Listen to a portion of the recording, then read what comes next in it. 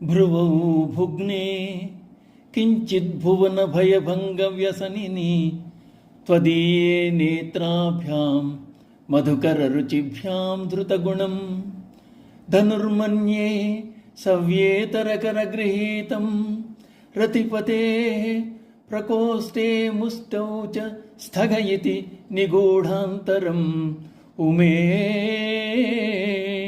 ఉమే లోకముల యొక్క భయాన్ని పోగొట్టుటేందు ఆసక్తి గల తల్లి, నీ కనుబొమలు మన్మథుని ధనస్సు వల్లే తోచుతున్నవి. తుమ్మిదల కాంతి వంటి కాంతి గల నీ కన్నులు కూర్చబడిన వింటి నారివలే కనిపిస్తున్నాయి. రతీదేవికి భర్త అయిన మన్మథుడు తన ఎడమ చేతి మణికట్టు పిడికిలితో పట్టుకున్నందువలన గూఢమై విల్లు యొక్క మధ్యభాగము కానరాని మన్మథుని విల్లుగా ఊహించుతున్నాను. అమ్మవారిని ఉమా అని సంబోధిస్తున్నారు శంకర్లు. ఉమా అంటే ఓంకార స్వరూపిణి. ఓం అంటే శివుడు, ఉమా అనేది శక్తి. ఓంకారంలో మొదటి అకారం తీసివేస్తే ఉమా. ఉమా హైమవతి బహు శోభమాన అన్నది కేనోపనిషత్. రుద్రంలో కూడా నమ సోమాయ చ రుద్రాయ చన్నప్పుడు సా ఉమా సోమ అవుతుంది, అనగా ఉమా సహితుడు శివుడు. ఇంతవరకు అమ్మ కిరీటం, కేశపాశం, పాపట, ముంగురులు, లలాటములు వర్ణన చేసిన శంకర్లు ఇప్పుడు కనుబొమ్మలను మన్మథుని విల్లుగా వర్ణిస్తున్నారు. అమ్మవారి కనుబొమ్మలు వంగి ఉన్నాయి. కనుబొమ్మలు వంగి ఉండడం ఉత్తమ సాముద్రిక లక్షణం.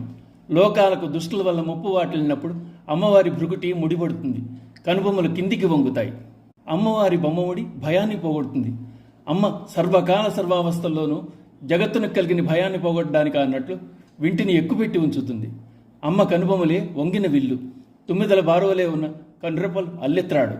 అమ్మ వదనంలో ఉన్న మన్మథుడు శివుని మోహింపజేయడానికి అమ్మ కనుబొమ్మలు ధనస్సుగా వాడాడు. అనగా అమ్మవారు కనుబొమ్మలతోనే శివుణ్ణి మోహింపజేసింది, వశ్యం చేసుకుంది. మన్మథుడు పట్టుకున్నాడా అన్నట్లుగా మధ్యలో చేతిభాగం ఉన్నందున కనుబొమ్మల కలిగిక తెలియటం లేదు. సంసారం అనే ప్రపంచానికి మన్మథుడే ప్రథమ శత్రువు గనుక అమ్మ మన్మథ ధనస్సును లాగి పట్టుకుని ఉన్నదని చెప్పబడింది. వింటి మధ్యభాగమే కాదు, వింటి నారి మధ్యభాగం కూడా ధనస్సును పట్టుకున్న మన్మథుని ప్రకోష్టం అనగా ముంజేయి కప్పివేసింది. తుమ్మెదలు ఎలా నల్లగా ఉంటాయో అలా నల్లగా ఉన్నాయి అమ్మ కనురెప్పల చివరలు. కనురెప్పలే వింటి నారిగా, అమ్మ కనుబొమ్మలే మన్మథుని ధనువుగా ఉన్నాయని రసవత్తరంగా వర్ణించారు శంకర్లు. అమ్మవారి నాసాదండం మన్మథుని ముంజేయిగా, ముంజేతి పిడికిలి ధనస్సు యొక్క దండమును పట్టుకుని ఉండడం చేత ఆ దండం మన్మథుని చేతి యందు నిగూఢంగా ఉన్నదని ఊహించారు. అమ్మవారి కనుబొమ్మల ధ్యానం కామవాసన నరికడుతుంది. దానివల్ల కామ, క్రోధ, లోభ, మోహ, మత మాత్సర్యాలనే అరిషడ్వర్గంలో దరిచేరవు. అమ్మవారి వదనం, పాదాలు హృదయంలో నిలవాలి. వదనం భావ ప్రకటనా స్థానం, పాదములు ఆశ్రయస్థానం. ఆశ్రయించి పట్టుకోవలసినవి ఆ భగవతి పాదాలే. శ్రీ మాత్రేయ నమః.